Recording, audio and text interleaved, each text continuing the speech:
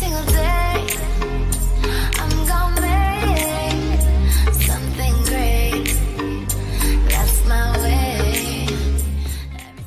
Hi, hello friends, welcome back to my channel. இன்னைக்கு இந்த வீடியோவில் நீங்கள் பார்க்க போகிறது ரொம்பவே யூஸ்ஃபுல்லான ஒரு சுக்கு மல்லி காஃபி எப்படி பண்ணுறதுன்னு தான்.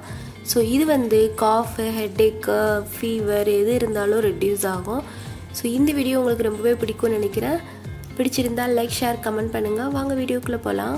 ஸோ இதுக்கு தேவையானது ஃபஸ்ட்டு சுக்கு, அப்புறம் மல்லி விதைங்க,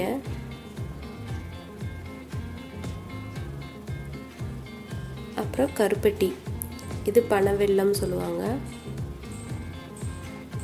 இதெல்லாம் வச்சுட்டு தான் இது செய்ய போகிறோம் நம்ம. ஸோ இப்போ பாத்திரத்தில் 3 கப் அளவுக்கு தண்ணி போட்டுட்டு அந்த பனவெல்லத்தை ஆட் பண்ணிக்கிட்டேன். இது நீங்கள் தட்டி கூட போட்டுக்கலாம், நான் அப்படியே போட்டிருக்கேன் ஏன்னா தண்ணியில் கரைஞ்சிரும். ஸோ இது பாயில் ஆகட்டும் நல்லா. ஸோ இந்த மாதிரி நல்லா பாயில் ஆகட்டும். ஸ்வீட் வந்து உங்களுக்கு ரொம்ப தேவையில்லைன்னா நீங்கள் ஒரே ஒரு இது மட்டும் போட்டுக்கலாம், உங்களோட டேஸ்ட்டுக்கு பொறுத்து தான்.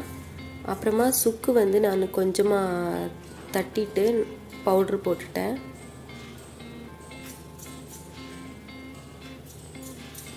இப்போ வந்துட்டு மல்லி சீடு எடுத்துட்டு நல்லா இந்த மாதிரி இடிச்சு எடுத்து வச்சாச்சு.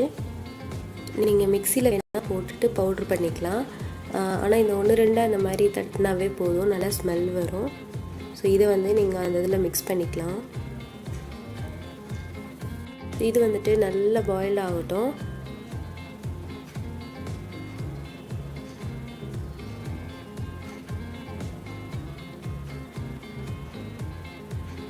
ஸோ இந்த மாதிரி நல்லா பாயில் ஆகட்டும்.